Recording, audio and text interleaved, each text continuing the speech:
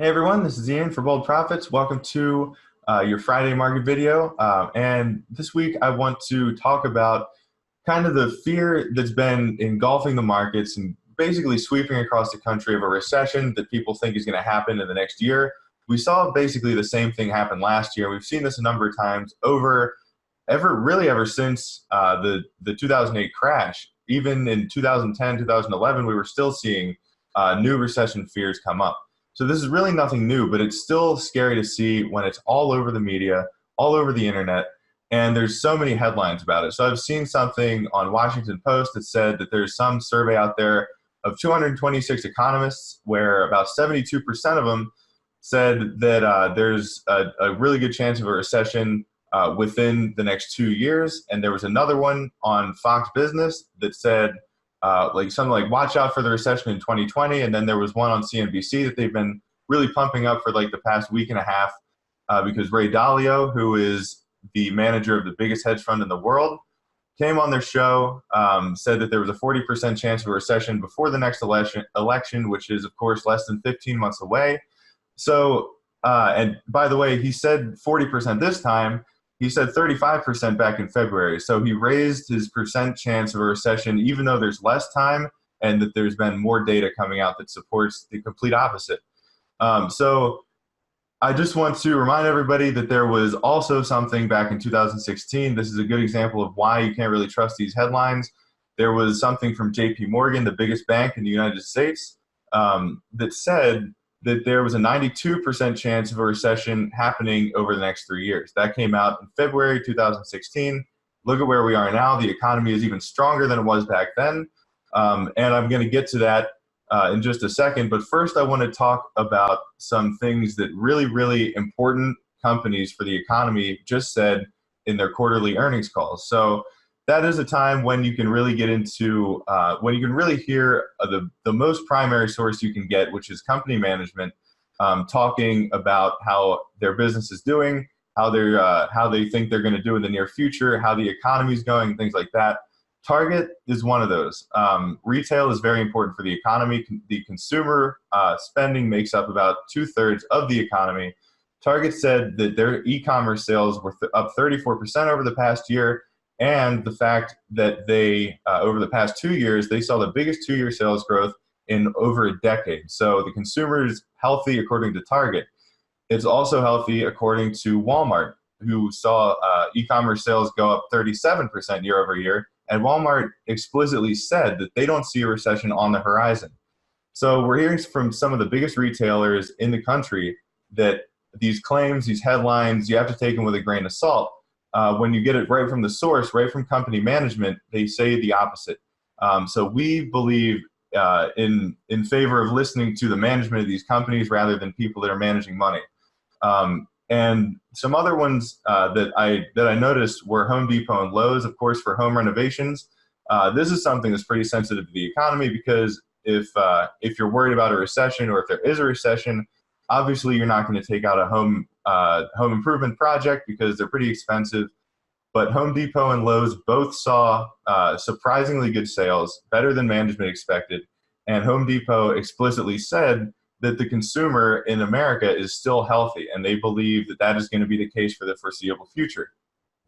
So that is one aspect of the economy. The consumer is one aspect, and another, of course, is the housing market. So real estate is another big piece of the U.S. economy.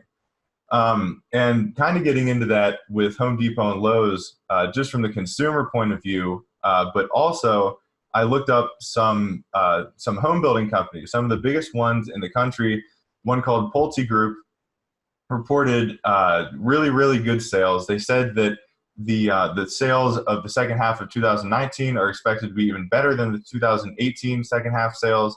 And overall, this year was just better than 2018. And 2018 was not a bad year for the housing market.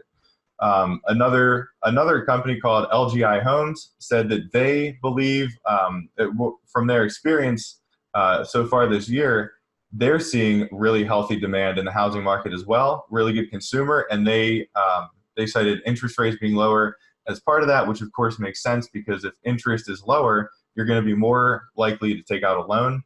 And then to the two biggest home building companies in the United States, Lennar and Dyer both said the same thing. They said that the amount of homes that they're building can't even keep up with the pace for the demand that people are showing for new houses. So they can't even satisfy the demand. They can't build houses fast enough, essentially. So the housing market is really, really solid. It's growing extremely fast. The consumer is healthy. People are spending money, and the economy is going well. And part of that also, of course, is unemployment. So the one that we see in the headlines, 3.6, 3.7%, that's called U3, and that's the main kind of way that we gauge unemployment in America. And 3.6%, it was that a couple months ago. Now it's up to 3.7. Obviously, not a big deal, not a reason to worry. But the last time it was below 3.6% was 1952. So we're right next to 67-year lows for unemployment, and that's pretty incredible. And another metric that I like to use for unemployment is called U6, and it takes even more people into account that don't have jobs. So it includes people that have looked for a job, they can't get one, they've stopped looking, and that's called discouraged workers. There's also underemployed people in there. So U6 is sometimes referred to as the Underemployment Index, whereas U3 is the Unemployment Index. And U6 is at 7%, and that's a 19-year low for that. So we're seeing unemployment across the board extremely strong, and that's contributing to the growth and the productivity that we're seeing overall in the economy. So it's really healthy. We think that right now is a good time to get into the market because there's so much fear. It's not really pricing in the kind of growth in the economy that we see happening over the next couple of years.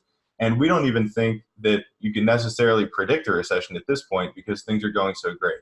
My millennial topic for this week is something that is pretty overlooked for the millennial generation. A lot of people probably actually think the opposite, but we really, really are obsessed with saving for retirement. We want to have a secure retirement. We want to retire early. We want to relax when we're old.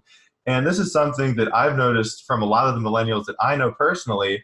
And it's something that if you look at these surveys online, all of these surveys agree that this is the case. So one of them that defines millennials as between 19 and 40, which is kind of a wide age range. But it said that the average millennial starts saving for retirement when they're 24. And that's earlier than Gen X at 30, and that's earlier than baby boomers at 35.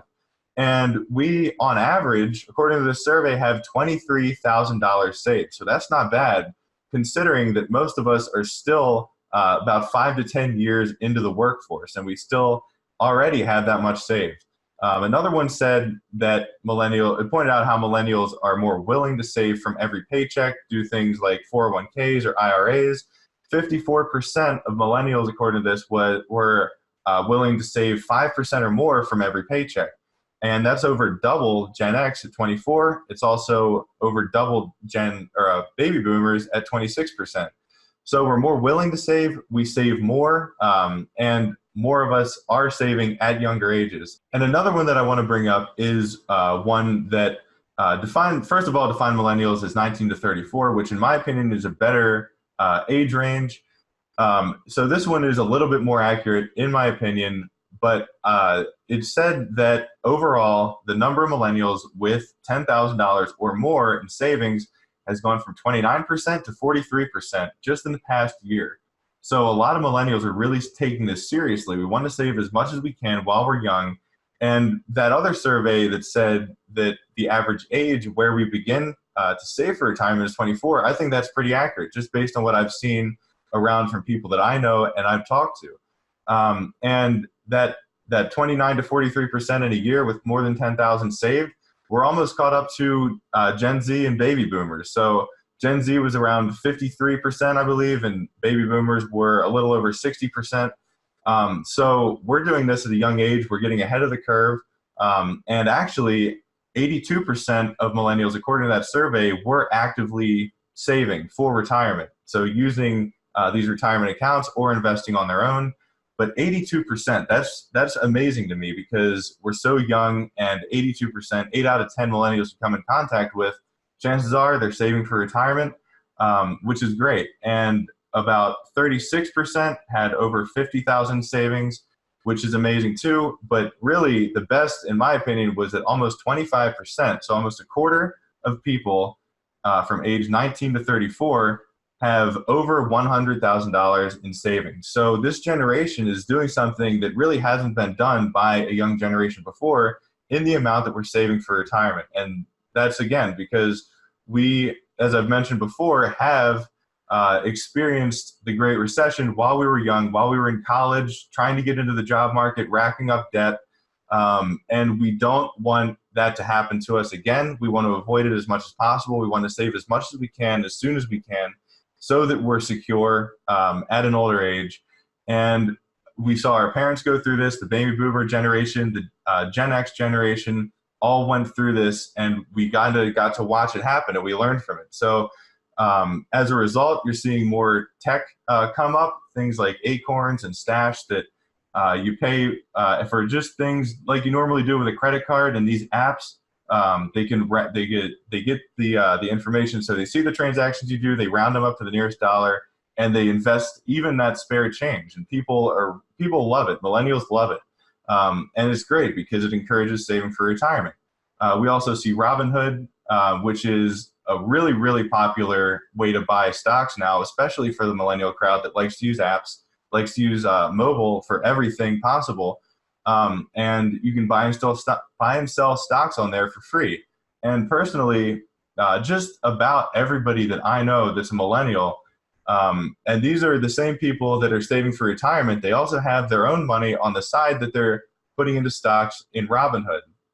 So we're starting to see this technology unfold that encourages saving. And again, it's not really, they don't like to write about millennials, from what I've seen, in a positive view for a lot of stuff.